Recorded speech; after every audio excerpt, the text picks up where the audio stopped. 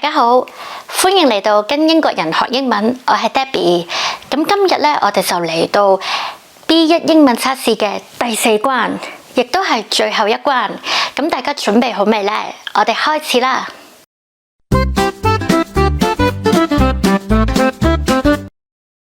好啦，咁我哋睇第一條題目啦。When I am older, I live by myself. A. Will be able to. B. Can't. C. Have been able to. 大家覺得答案係乜嘢呢？答案就係 will be able to 啦。咁我哋睇翻條問題就話，當我老咗嘅時候咧，我唔可以自己一個住啊咁樣啦。咁其實咧呢一個係一個條件句啦 ，conditional sentence 嚟嘅。而呢一個條件句咧就係講緊將來嘅嘢，就係將來當我老咗嘅時候，我唔可以自己一個住啦。咁呢一個我唔可以自己一個住呢樣嘢咧，係要用一個將來式咧去表達嘅，因為係將來嘅事。咁所以我哋就會揀翻個答案 A 啦，就係一個 simple 嘅 future tense 啦，去表達翻當我老咗，我就唔可以自己一個住啦。咁呢一個咧就係條件句嘅第一個類型嚟嘅咁樣。咁其實條件句咧總共咧係有4個類型嘅，咁呢個就係第一類型。好，第二條啦。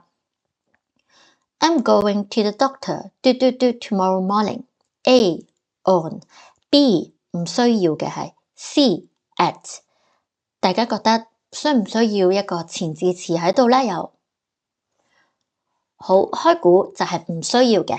咁呢條問題就話聽日嘅朝頭早咧，我就去睇醫生啦，咁樣去醫生嗰度啦，咁樣。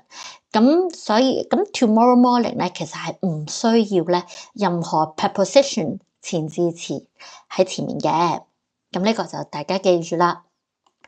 第三條 Betty my best friend since 2008. A was, B is being, C has been. 大家覺得答案係乜嘢呢？答案就係 C has been 啦。咁睇翻個問題咧，就係講 Betty 係我嘅朋友，自從2008年嘅。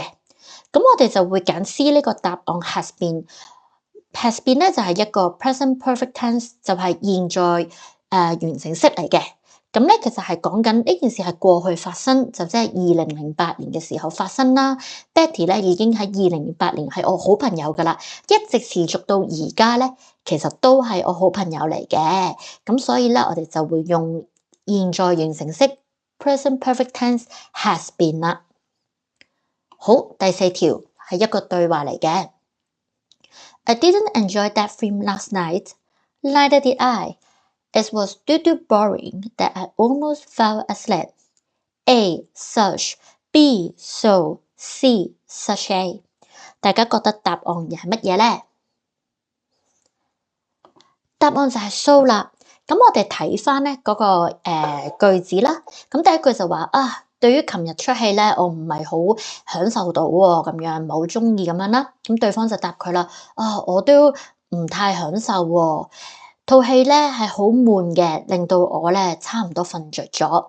咁我哋英文嚟講咧就會用 so， 然之後形容詞啦，可以係 boring 沉悶啦，然之後用 that 再去形容翻究竟有幾悶嘅。